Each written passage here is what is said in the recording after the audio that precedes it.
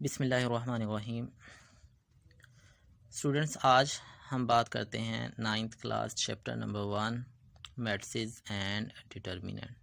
तो सबसे पहले बेसिकली यूनिट और लाइन के बारे में बात कर लेते हैं। हमें इस चैप्टर्स के अंदर क्या स्टडी करना है। तो सबसे पहले हम क्या करेंगे, जो मैट्रिसेस है उसका इंट्रोडक्शन देखेंगे कि जो मैट्रिसेस हैं वो कब बने और उसका जो हमारी लाइफ के अंदर है वो यूज़ किन किन जगहों पे आ रहा है। ठीक है, कौन कौन सी फील्ड्स के अंदर वो यूज़ होता है। Next one, types of matrices. हम मैट्रिसेस की टाइप्स पढ़ेंगे। एडिशन एंड सब्ट्रैक्शंस के हम जो मैट्रिसेस हैं उनको ऐड और सब्ट्रैक्ट कैसे करते हैं, उनकी मल्टीप्लिकेशन की बात करेंगे, मल्टीप्लिकेटिव इन्वर्स की बात करेंगे। और नेक्स्ट वन हम ये बात करेंगे कि अगर हमारे पास कोई सिस्टम आ जाता है, इक्वेशंस आ जाती हैं, एक से ज़्यादा इक्वेशंस आ जाती हैं, तो हम उनको कैसे डील करते हैं। ठीक है, तो यहाँ इस लेवल पे हम बात करेंगे जस्ट दो इक्वेशंस के ऊपर सिस्टम के अंदर जिनके अंदर दो लीनियर इक्वेशंस आती हैं। ठीक है, तो सबसे पहले इंट्रोडक्शन की बात करते हैं।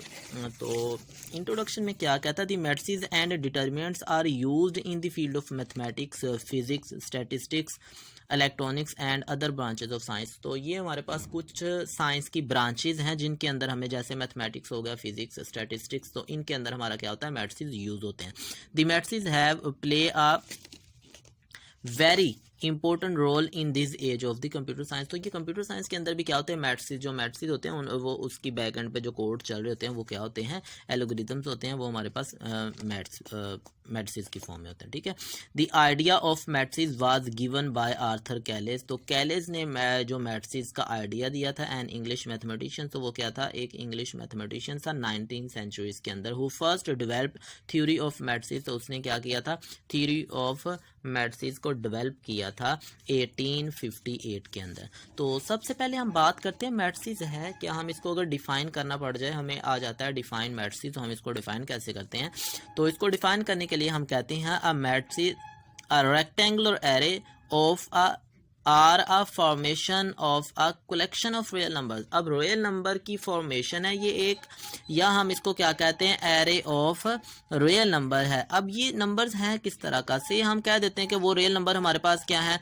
0 1 2 3 4 5 और ये 7 8 इस तरह हमारे पास क्या होता है, नंबर है। अब इनके ये रेक्टेंगुलर फॉर्मेशन किस तरह की होती है, सच एज हम कहते हैं कि जो इसकी फॉर्मेशन है वो ये हमारे पास 1 3 4 7 2 1, ये हमने फॉर्मेशन रेक्टेंगुलर एरे बना लिया।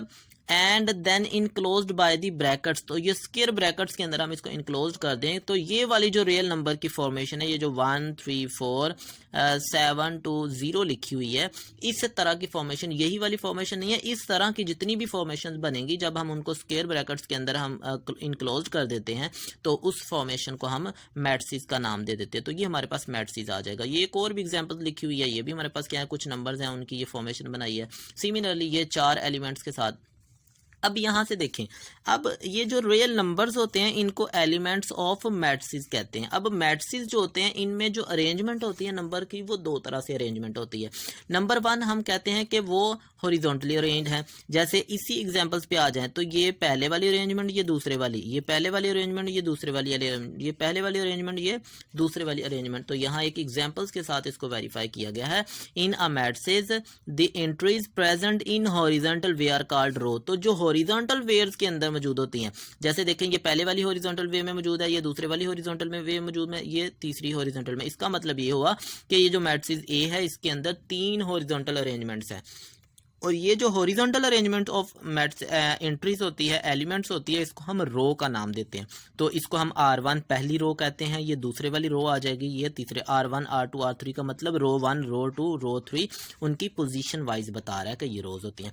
इसी तरह अगर हॉरिजॉन्टल की बात करें तो ये गौर करें, ये वर्टिकल भी तो हो सकती है हमारे पास। ठीक है, इसी तरह ये सेकंड वन वर्टिकल और ये थर्ड वन वर्टिकल।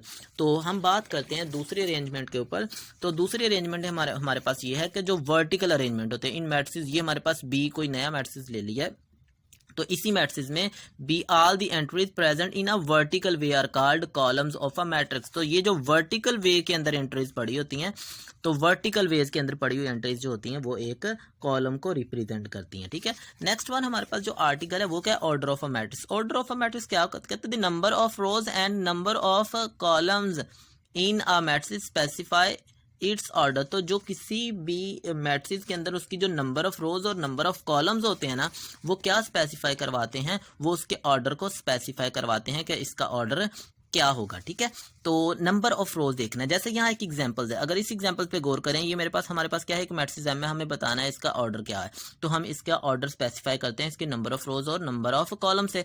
तो लिखते कैसे हैं, सबसे पहले हम अगर नंबर ऑफ रोज को एम कहें और नंबर ऑफ कॉलम्स को एन कहें, तो जो ऑर्डर होता है उसको रिप्रेजेंट करने के लिए हम जो यूज करते हैं वो एम बाय एन, और इसी को सेकेंडली हम अगर लिखना चाहें तो इसको एम बाय एन कहते हैं। इसको एम मल्टीप्लाई बाय एन नहीं पढ़ना, इसको पढ़ते हैं एम बाय एन। एम किसको रिप्रेजेंट करवाता है, नंबर ऑफ रोज को, और एन किसको रिप्रेजेंट करवाता है, नंबर ऑफ कॉलम्स को। और रोज और कॉलम्स के बारे में हम पढ़ चुके कि जो हॉरिजॉन्टल अरेंजमेंट होती है उसको रो कहते हैं, जो वर्टिकल अरेंजमेंट होती है उसको हम क्या कहते हैं, कॉलम्स कहते हैं। तो हम अपने इस मैट्रिक्स पे आते हैं। तो इसके अंदर गौर करें कितनी हॉरिजॉन्टल अरेंजमेंट है, ये पहले वाली हॉरिजॉन्टल अरेंजमेंट और ये दूसरे वाली हॉरिजॉन्टल। तो इसमें 2 रोज हैं।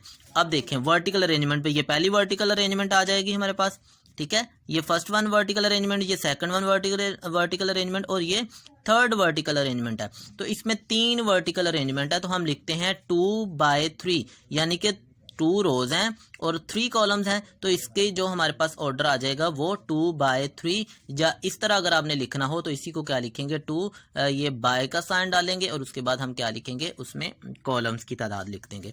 नेक्स्ट वन ये मैट्रिक्स एन है। तो इसमें देखें 1 2 3 हमारे पास हॉरिजॉन्टल अरेंजमेंट है, 1 2 एंड 3 ही हमारे पास क्या है, हमारे पास वर्टिकल अरेंजमेंट है। तो इसका जो ऑर्डर बन जाएगा वो 3/3 बन जाएगा। नेक्स्ट पी आ गया। इसमें देखें हॉरिजॉन्टल अरेंजमेंट की बात करें तो सिर्फ एक ही हॉरिजॉन्टल अरेंजमेंट है, बट वर्टिकल अरेंजमेंट की बात करें तो 1 2 एंड 3, तो 3 वर्टिकल अरेंजमेंट हैं। तो इसका जब ऑर्डर लिखेंगे तो वो आ जाएगा 1/3, क्योंकि रो 1 है, वो बाय कॉलम, तो 1/3 ये हमारे पास आ गया। इसी तरह एक्सरसाइज के अंदर क्वेश्चन है, हम उस क्वेश्चन की भी बात कर लेते हैं।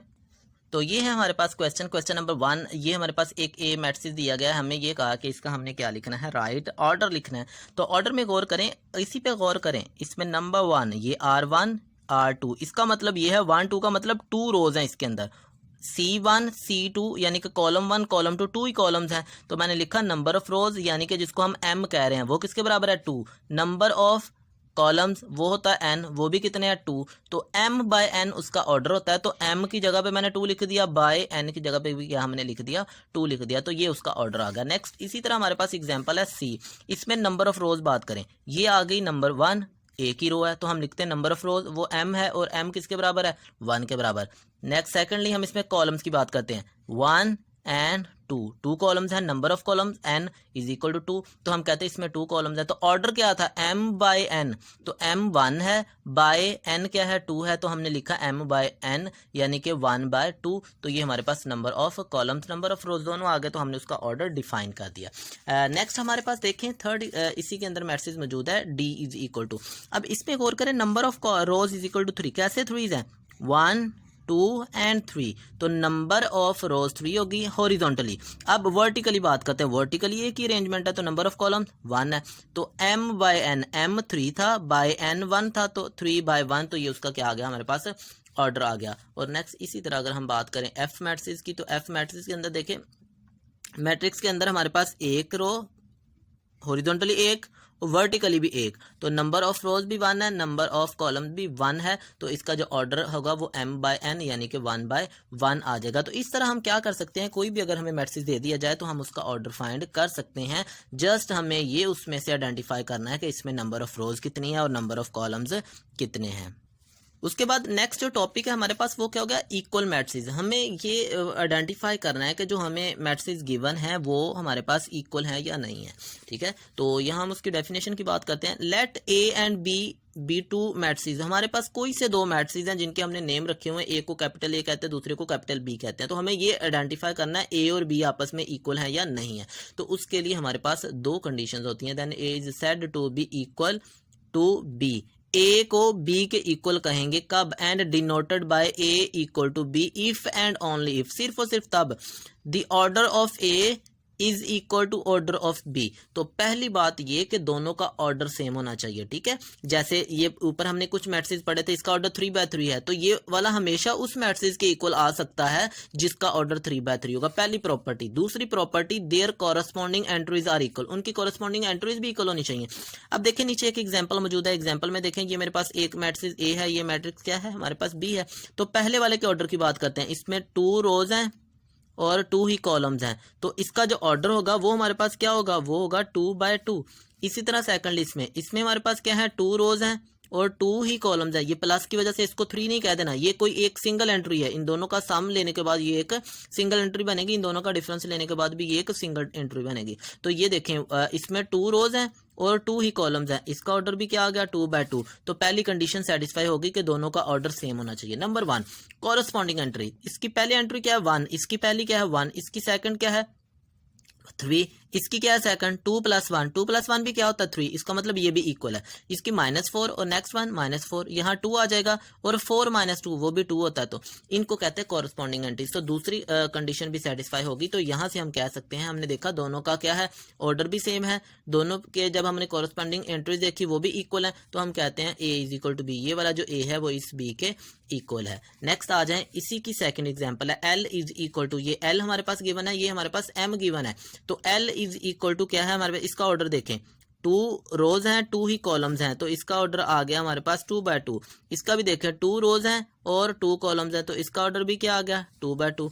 दोनों का ऑर्डर सेम आ गया। अब हमें देखना है इनकी कॉरस्पॉन्डिंग एंट्री। नंबर 1, 2 = 2, 3 = 3, -1 = -1 और 2 -2, तो ये इक्वल नहीं है।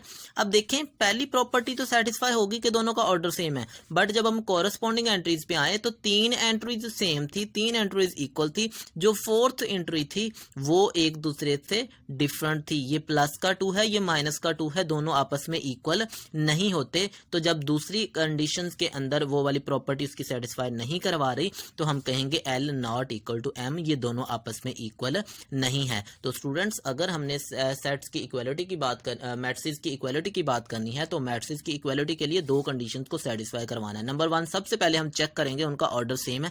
अगर तो ऑर्डर सेम है तो हम नेक्स्ट सेकंड प्रॉपर्टी भी चेक करेंगे। अगर ऑर्डर ही सेम नहीं आता, हम वहीं कह देंगे कि both matrix are not equal, जैसे यहाँ कह दिया गया। और अगर हमें पहली प्रॉपर्टी सेटिस्फाई हो जाती है, हम सेकंड प्रॉपर्टी पे आते हैं, हम उनकी कॉरस्पॉन्डिंग एंट्रीज चेक करते हैं। अगर कॉरस्पॉन्डिंग एंट्रीज इक्वल होंगी तो हम कहेंगे वो मैट्रिक्स इक्वल है, अगर वो इक्वल नहीं होंगी तो हम कहेंगे कि वो मैट्रिक्स इक्वल नहीं है।